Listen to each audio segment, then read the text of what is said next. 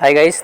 तो गाइस आज अपना जो PYQ सीरीज़ का नेक्स्ट जो क्लासेस हैं हम स्टार्ट करने जा रहे हैं। ठीक है, तो जो भी साथीगण अगर नए जुड़े हैं क्लास के साथ, तो मैं उन सभी लोगों को बोलना चाहूँगा कि ये हमने DSSB के लिए स्पेशल जीके के लिए PYQ सीरीज़ ओपन कर रखी है। इसकी अभी तक लगभग 10 से 11 क्लासेस कम्प्लीटली हो चुकी है। आप उन क्लासेस को भी पूरा वॉच कर लेना। ठीक है, इसमें जितने भी करंट में जो एग्ज़ाम्स हो रही हैं या फिर जितने भी ऑलरेडी हो चुकी है काफ़ी टाइम पहले, उन सभी एग्ज़ाम्स के हम PYQ जो क्वेश्चंस हैं प्रीवियस ईयर जीके के जितने भी पूछे गए वो सारे हम इस क्लासेस के माध्यम से आपको हम करवाएंगे। ठीक है, जब तक आपका एग्ज़ाम नहीं होता तब तक ये क्लासेस आपकी चलने वाली है, एकदम फ्री ऑफ कॉस्ट है।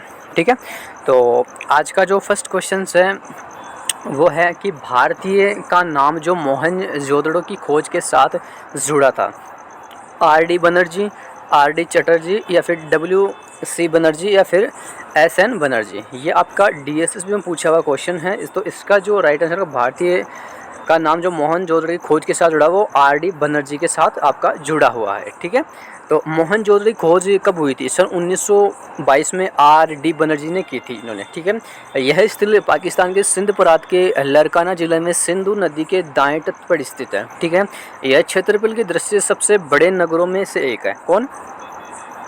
जो मोहनजोदड़ो। ठीक है, जो आपका सिंध प्रांत में है, क्षेत्रफल दृष्टि से सबसे बड़ा नगरों में से एक था। यहाँ से कांस्य की नर्तकी की मूर्ति और सूती कपड़ा और पशुपति की शिव की आकृति वाली मोहर तथा बेलनाकार मोहरों वाली साक्ष्य मिले थे। यहाँ से क्वेश्चन पूछा गया है यहाँ से।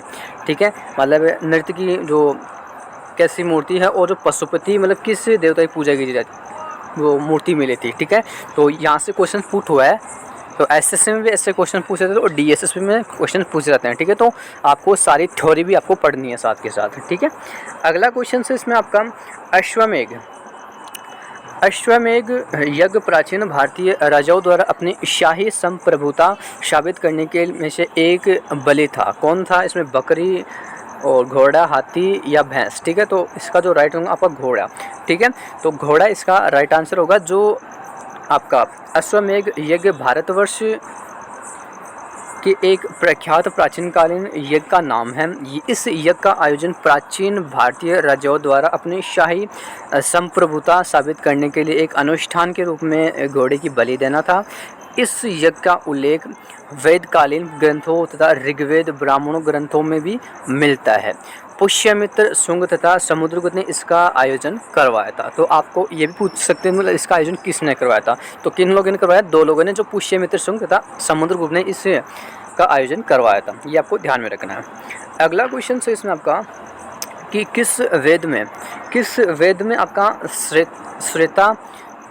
श्वेत रोपनिष सन्निहित है? ठीक है, तो अर्थवेद वेद में या फिर सामवेद या फिर आपका ऋग्वेद या आपका यजुर्वेद। ठीक है, तो कौन सा वेद इसमें श्वेत रोपनिष आपका सन्निहित रहता है? ठीक है, तो आपका ऑप्शन होगा इसमें डी, जो यजुर्वेद। ठीक है, अब मैं पूछूं आपका सामवेद। ठीक है, सामवेद में इसमें मंडल वगैरह कितने होते हैं? ऋग्वेद में कितने मंडल होते हैं वो आप कमेंट सेक्शन में जरूर बताना। ठीक है, एंड सामवेद ये वेद किसके मतलब की डेफिनेशन क्या है वो आप कमेंट सेक्शन में जरूर शेयर करना। ठीक है, जो श्वेत रोपनिषद यजुर्वेद में सन्निहित एक प्राचीन संस्कृत पाठ है। इसे 108 उपनिषदों और महाजनपद कितने थे? 16 थे। ठीक है, और आपके टोटल वेद कितने हैं? ऋग्वेद, यजुर्वेद, सामवेद, ये 3 आपके वेद हैं। ठीक है, ये आपको ध्यान में रखना है। ठीक है, तो 108 आपको उपनिषदों की संख्या भी पूछ सकता है। तो 108 है टोटल। के मुक्ति का सिद्धांत में 14वें नंबर पे रूप में सूचीबद्ध किया गया है। इस उपनिषद में 6 अध्यायों में से 113 मंत्र छंद है। ठीक है, मंत्र या छंद होते हैं। ठीक है, इस उपनिषद में 6 अध्यायों में 113 मंत्र होते हैं या फिर आपके छंद होते हैं। ठीक है, ये आपको ध्यान में रखना है। लिखित एक महाकाव्य है। ठीक है, तो रामायण द्वारा लिखित एक महाकाव्य कौन सा? व्यास हो गया, विश्वामित्र या फिर वाल्मीकि या फिर आपका वशिष्ठ। ठीक है, तो रामायण किन्होंने रचना की? तो आपका स्पेशली वाल्मीकि जी ने। ठीक है, ये आपका LDC में पूछा हुआ आपका क्वेश्चन है। ठीक है, ये आपको ध्यान में रखना है। तो इसका C ऑप्शन आपका राइट आंसर हो जाएगा। स्पेशल रामायण और महाभारत के प्राचीन एक महाकाव्य है। ठीक है, एंड इनकी रचना जो 4वीं शताब्दी में हुई थी और रामायण की रचना महर्षि वाल्मीकि ने की थी और इसमें से 24,000 श्लोक हैं, इसलिए इसे चतुर्विंशति शास्त्रीय संहिता भी कहते हैं। महाभारत का संकलन महर्षि वेदव्यास द्वारा किया गया, इसमें 1,00,000 श्लोक होने के कारण इसे सत शास्त्रीय संहिता कहते हैं। तो ये आपको दोनों मतलब शास्त्रीय संहिता किसे कह सकते हैं या फिर आपको सत शास्त्री किसे कहते हैं, इससे क्वेश्चन पूछ सकता है, ठीक है। और यह विश्व का सबसे बड़ा महाकाव्य है, ये आपको ध्यान में रखना, कौन, महाभारत, ठीक है। एंड भगवत गीता, हाँ जी, अगला क्वेश्चन है भगवत गीता भारत के किस पौराणिक ग्रंथ से संबंध है, ठीक है। रामायण से, भद्रायण से या महाभारत से या फिर इनमें से कोई नहीं। ये आपका पैरामेडिकल में पूछा हुआ क्वेश्चन है, DSSP एग्जाम्स में होते हैं, ठीक है। तो इसका जो राइट आंसर आपका भगवत गीता आपका महाभारत से संबंध रखता है, ठीक है। तो भगवत गीता का संबंध पौराणिक महाकाव्य महाभारत से है। भगवत गीता मूलतः महाभारत के भीष्म पर्व का अंश है, जिसकी रचना महर्षि वेदव्यास ने की थी। गीता में कुल 18 अध्याय तथा 700 श्लोक हैं, जिनमें मुख्य रूप से ज्ञान, भक्ति और कर्मयोग मार्गों की विस्तृत व्याख्या की गई है। ये आपको ध्यान में रखना है। गीता में कुल कितने अध्याय हैं, 18 अध्याय हैं और 700 श्लोक है। और रामायण में कितने श्लोक है, 24,000 और महाभारत में 1,00,000, ठीक है। तो वो आपको ध्यान में रखना पूरी चीज़ें, ठीक है।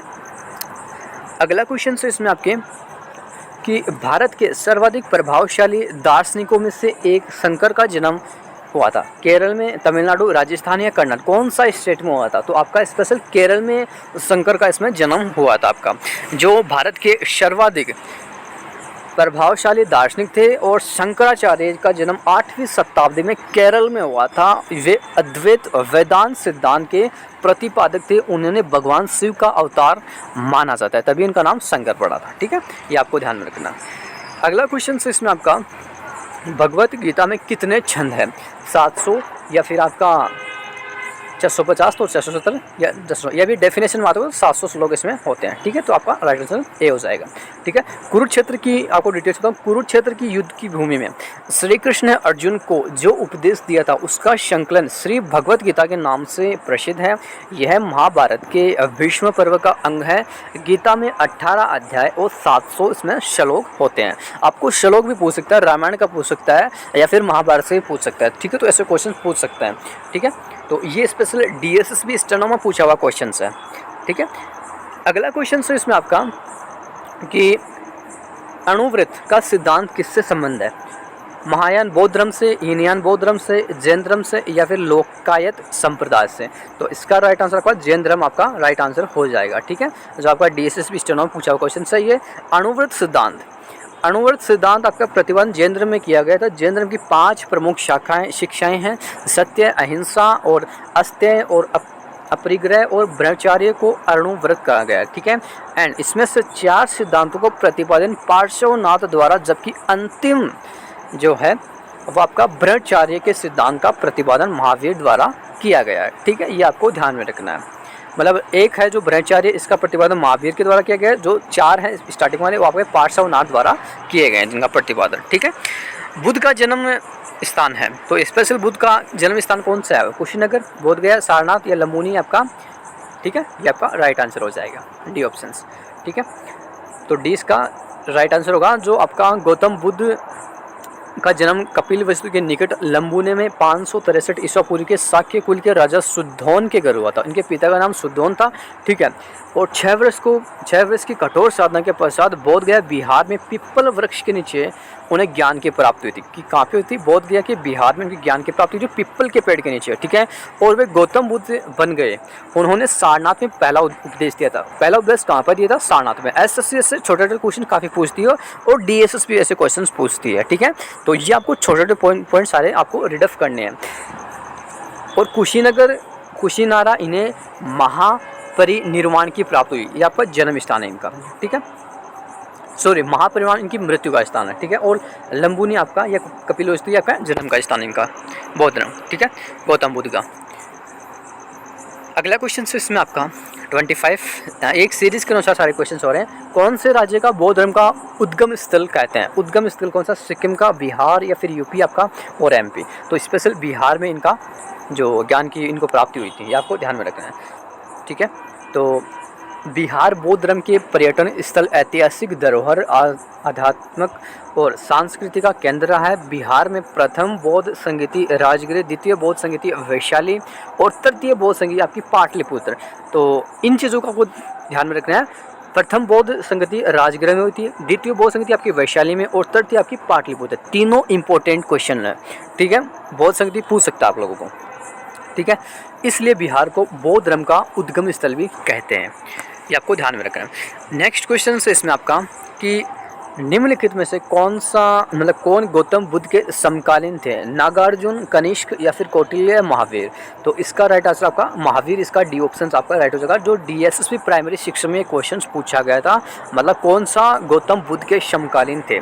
तो गौतम बुद्ध के समकालीन, स्पेशली महावीर गौतम बुद्ध के समकालीन थे। महावीर जैन धर्म के 24वें तीर्थंकर थे, जिन्होंने 6ठी शताब्दी ईस्वी पूर्व के जैन आंदोलन का प्रवर्तन किया था। और नागार्जुन कनिष्क के द्वार की महान विभूति थे तथा उनकी तुलना मार्टिन लूथर से की जाती है।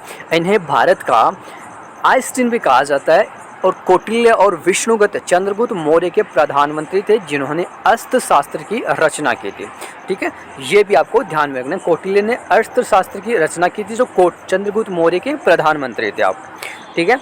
तो अगला क्वेश्चन है इसमें आपके कि कौन सा बौद्ध स्थल पत्थर से तराशी शिल्प नहीं है? अजंता, कारले, नासिक या फिर नागार्जुन कोंडा? तो इसका राइट आंसर आपका नागार्जुन कोंडा होगा, जो आपका लैब सहायक, लैब असिस्टेंट में पूछा हुआ क्वेश्चन है, ठीक है।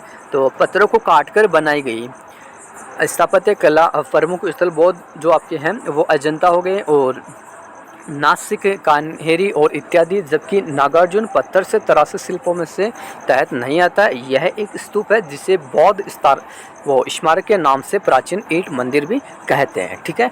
तो ये क्वेश्चंस थे टोटल। आज का लास्ट क्वेश्चन है क्लासेस का कि भारतीय दर्शन के स्कूल हैं जिन्हें षट दर्शन के नाम से जाना जाता है।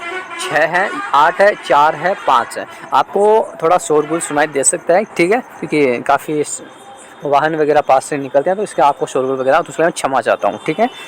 तो इसका कितना दर्शन है, मतलब भारतीय दर्शन के स्कूल हैं कितने हैं टोटल, जिन्हें षट दर्शन के नाम से जाना जाता है? तो टोटल आपके 6, ठीक है।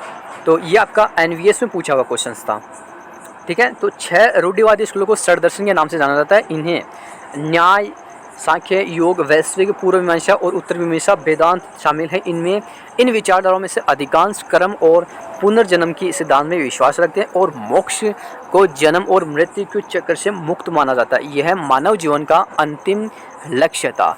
ये जो क्वेश्चन है ना लास्ट वाला, इससे जो ये आपका सांख्य योग, वैश्विक, पूर्व मीमांसा, उत्तर मीमांसा, इनसे क्वेश्चंस बहुत ज़्यादा पुट होते हैं।